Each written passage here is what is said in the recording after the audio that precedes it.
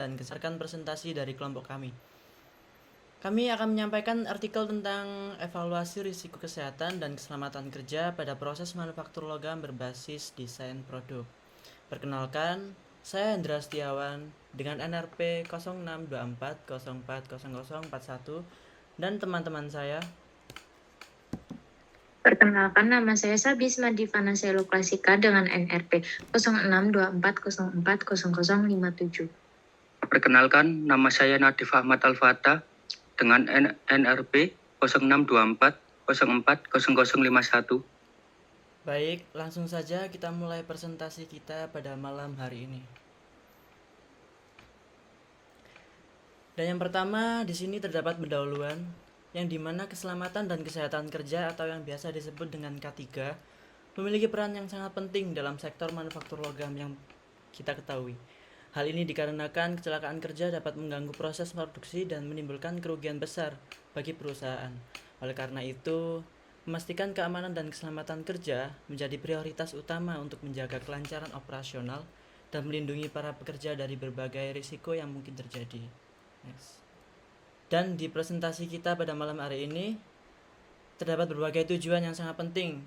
Di antaranya yang pertama, membahas faktor risiko dalam proses manufaktur logam, dan yang kedua, menjelaskan peran desain produk mempengaruhi kecelakaan kerja di manufaktur logam, dan yang ketiga, menyajikan strategi mitigasi risiko melalui desain.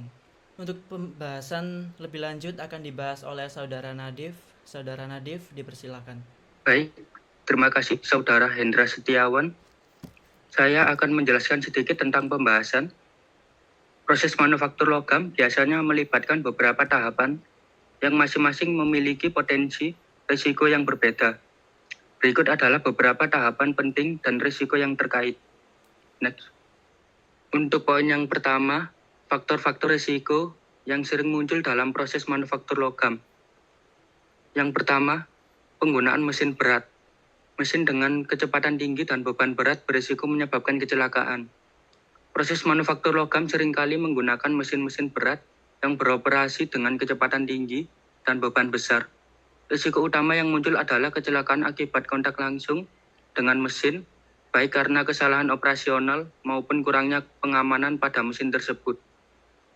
Untuk yang kedua, paparan bahan kimia berbahaya, seperti proses pengelasan, pengecoran, dan pemrosesan logam dapat menghasilkan asap atau uap beracun. Paparan bahan kimia berbahaya seperti asap dan uap beracun yang dihasilkan dari proses pengelasan atau pengecoran, jika tidak ditangani dengan baik, ini dapat menyebabkan gangguan kesehatan serius, termasuk keracunan atau penyakit paru-paru. Untuk yang ketiga, suhu ekstrim. Proses pengelasan dan pengecoran menghasilkan suhu tinggi yang beresiko.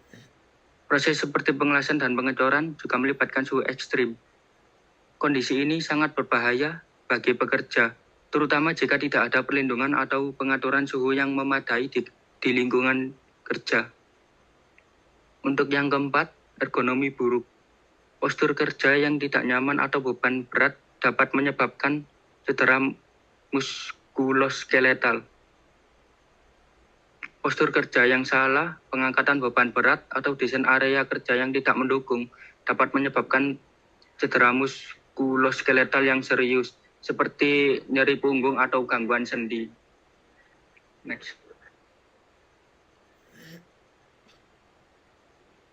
Untuk poin yang kedua, peran desain produk dalam menentukan risiko kecelakaan kerja. Untuk yang pertama, kompleksitas desain.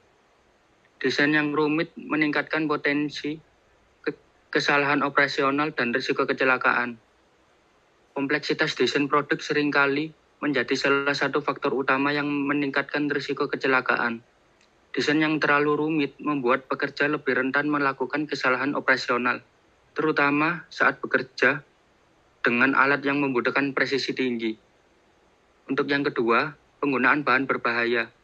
Pemilihan bahan yang berbahaya dapat meningkatkan risiko kesehatan pekerja. Pemilihan bahan yang berbahaya dalam desain produk juga dapat memperburuk situasi. Contohnya, penggunaan material yang mengandung zat beracun atau mudah terbakar bisa meningkatkan risiko bagi kesehatan dan keselamatan pekerja. Next.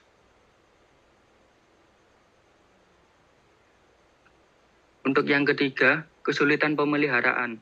Produk yang sulit diperbaiki dapat meningkatkan potensi kecelakaan akibat kegagalan peralatan.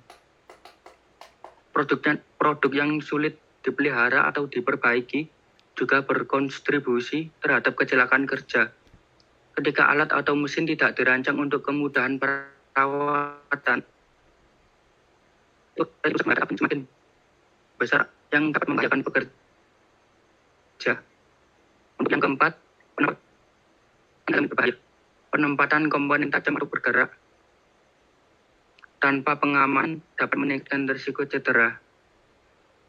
Penempatan elemen-elemen berbahaya seperti komponen tajam atau bergerak tanpa pelindungan yang memadai dalam desain produk juga dapat meningkatkan kemungkinan cedera serius pada pekerja.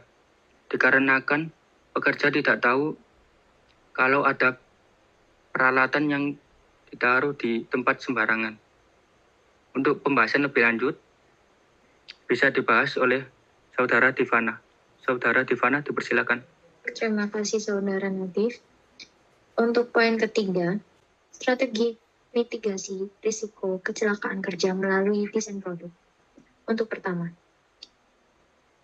desain berbasis keamanan. Produk harus dirancang dengan perlindungan yang memadai terhadap potensi bahaya. Kedua, penggunaan teknologi canggih, sensor otomatis, dan sistem peringatan dapat membantu mengidentifikasi dan mengatasi bahaya lebih cepat.